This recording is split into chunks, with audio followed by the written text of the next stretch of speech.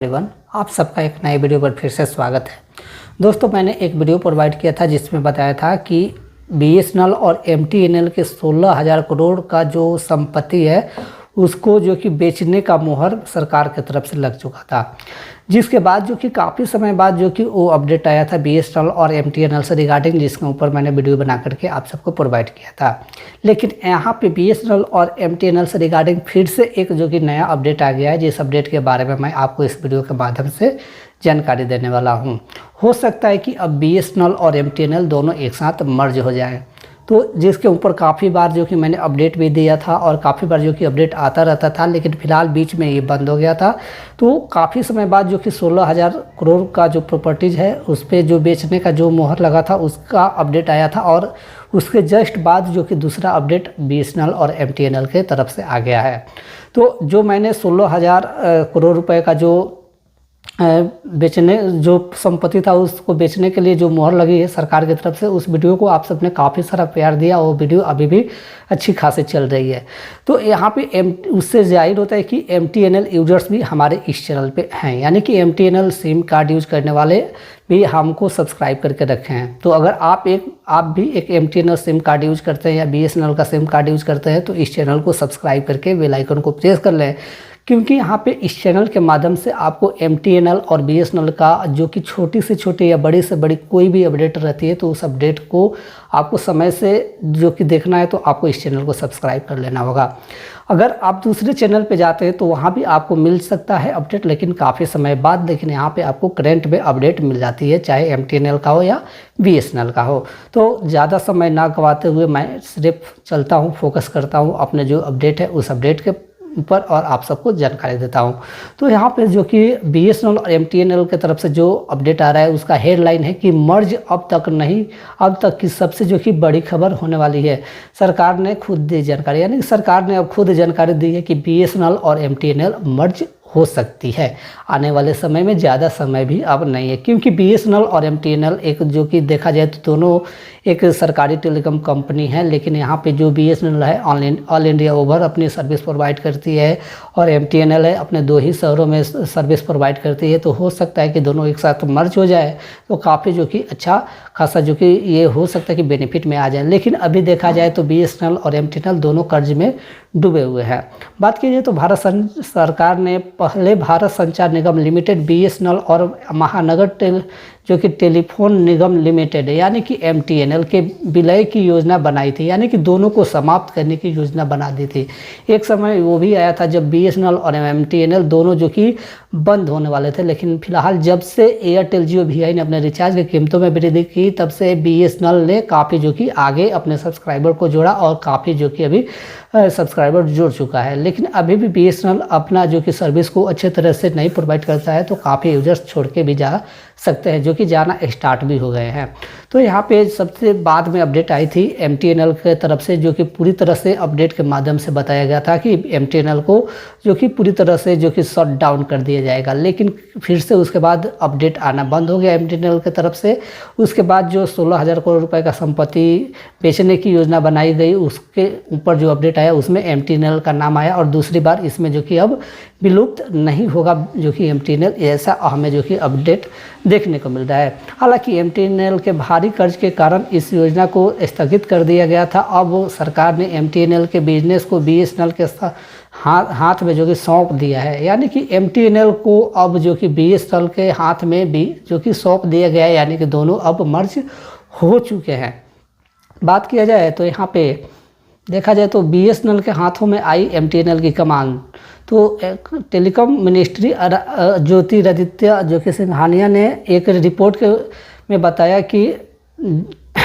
कि economics political editor Lakshman राय के साथ खास बातचीत में बताया गया कि 1 जनवरी 2025 से एमटीएनएल का मैनेजर बीएसएनएल के हाथों में पहुंच जाएगा, यानी कि एमटीएनएल के जो मैनेजर है या एक तरह से बोला जाए कि मैनेजमेंट जो है वो बीएसएनएल के हाथ में पहुंच जाएगा, यानी कि अभी इसको बीएसएनएल संभालेगा।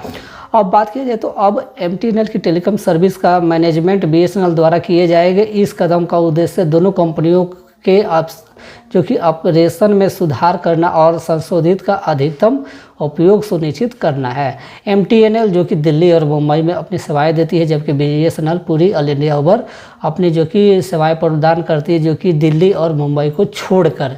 अब यहाँ एक आप ध्यान दीजिएगा, काफ़ी लोग जो कि मेरे को कमेंट करते हैं कि दिल्ली में BSNL का 4G कब आएगा, या BSNL का सिम जो कि हमें दिल्ली में नहीं मिलता है। तो इसका रीज़न ये है कि दिल्ली में और मुंबई में MTNL अपनी सर्विस प्रोवाइड करती है। इस रिपोर्ट के मुताबिक जो कि पूरी क्लियर बताई गई है कि MTNL आपको मुंबई और जो कि दिल्ली में मिलती है, लेकिन BSNL ऑल इंडिया ओवर आपको मिल जाती है, सिवाय आपको मुंबई और BSNL को छोड़कर। यानी कि MTNL जहां पे अपनी सर्विस प्रोवाइड करती है, वहां पे BSNL अपनी सर्विस प्रोवाइड नहीं करती है। लेकिन जब दोनों मर्ज हो जाएंगे तो आपको ऑल इंडिया ओवर, यानी कि आप दिल्ली में हो, मुंबई में हो, तो भी आपको BSNL देखने को मिल जाएगा।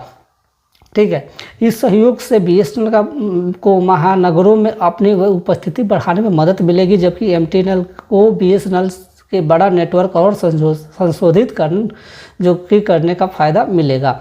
भारत के इस कदम सरकार के इस कदम को उद्देश्य दो कंपनियों के फाइनेंशियल में सुधार करना और भारतीय टेलीकॉम सेक्टर में उनकी प्रतिस्पर्धा को बढ़ाना है। यानी कि इन दोनों कंपनियां जो कर्ज में डूबी हुई है, अगर एक साथ मर्ज हो जाती हैं तो यहाँ पे अब ये होगा कि जो BSNL है, BSNL अपनी सर्विस जो कि दिल्ली में भी प्रोवाइड करेगी और अपना जो कि मुंबई में भी प्रोवाइड करेगी, जिसकी वजह से काफ़ी जो कि हो सकता है कि यूजर्स और भी बढ़े, जिसकी वजह से यहाँ पे अब दोनों जो कि कर्ज जो है उस कर्ज से थोड़ा बहुत राहत इन दोनों को मिल जाएगा। बात की जाए तो टेलीकॉम मिनिस्ट्री ज्योतिरादित्य ने एक रिपोर्ट के मुताबिक बताई है कि इकोनॉमिक्स पॉलिसी एडिटर जो कि आप लक्ष्मण राय की खास बातचीत हुई, जिसमें 1 जनवरी से 2025 तक के बीच जो कि यहाँ पे BSNL के MTNL का ऑपरेशन शिफ्ट हो गए हैं। लक्ष्मण जी ने सवाल पूछा है कि डेट पर क्या करेंगे, तो आदित्य सिंघानिया ने बताया कि कंपनी के पास काफ़ी बड़ा लैंड बैंक जो कि एसेट है, जिसका मोनेटाइजेशन करेंगे। इससे कर्ज चुकाया जाएगा पूरे भारत में। भारत इस मामले का जो कि गंभीरता से देख रहा है। तो यहाँ पे जैसे कि इस रिपोर्ट से रिगार्डिंग जो कि मैंने पहले रिपोर्ट बताया था, यानी कि पहले जो अपडेट बताया था, और इस अपडेट में थोड़ा बहुत जो 16,000 करोड़ रुपए का जो संपत्ति है उसको बेचने की जो बात कही गई है, उन दोनों का जो कि थोड़ा बहुत इन दोनों अपडेट में जो कि कंबाइन है। तो यहाँ पे कुछ इस प्रकार से अपडेट आ रहा था। तो अब जाहिर सी बात है कि अब अगर आप दिल्ली से है, मुंबई से है, तो आपको हो सकता है कि आने वाले समय में जल्द ही आपको BSNL भी देखने को मिलेगा, लेकिन वहाँ पे MTNL को अब BSNL के अंडर जो कि अब कर दिया गया है। तो हो सकता है कि MTNL का जो भी कस्टमर तो काफ़ी ज़्यादा नहीं है MTNL के, लेकिन जो भी थे अब उनका BSNL में जो कि सिम कार्ड को किया जाएगा। तो इस कैसे BSNL का सिम कार्ड वो यूज़ कर पाएंगे, उसके ऊपर भी जल्द ही जो वीडियो आएगा, जो अपडेट आएगा, उस अपडेट को मैं आपके साथ प्रोवाइड करूंगा। जैसे कि आपको पता है कि वोडाफोन आइडिया दोनों जो कि कंबाइन हो गए हैं, तो VI के नाम से जाने जाते हैं। तो अगर BSNL और MTNL दोनों कंबाइन होते हैं तो यहाँ पे क्या नाम दिया जाएगा, अलग नाम दिया जाएगा, या BSNL को ही यहाँ पे MTNL भी माना जाएगा। तो ये आने वाले नए अपडेट के साथ मैं आपके साथ जो कि प्रोवाइड करूंगा कि कैसे क्या और किस तरह से ये दोनों जो कि मर्ज हो गए हैं, और इन दोनों का प्लान सेम रहेगा या अलग अलग रहेगा। अगर कोई MTNL सिम यूज करता है तो उसको BSNL में जाने के लिए क्या करना होगा, या ऑटोमेटिक उनका सिम कार्ड BSNL के नाम से शो करेगा। एक एक जानकारी मैं आपको नेक्स्ट वीडियो में अगर अपडेट आता है तो अपडेट लेकर के आऊँगा, जिसमें बताऊँगा। तो अगर आप इस चैनल पर नए हैं, अगर MTNL का सिम यूज करते हैं, BSNL का सिम यूज करते हैं, तो इस चैनल को सब्सक्राइब कर ले, ताकि अगला जो भी अपडेट आए उस अपडेट का नोटिफिकेशन आप तक पहुँचे और आप जो कि जानकारी ले सकें। तो फिर मिलते हैं एक ऐसे नए वीडियो के साथ, तब तक जय हिंद, जय भारत।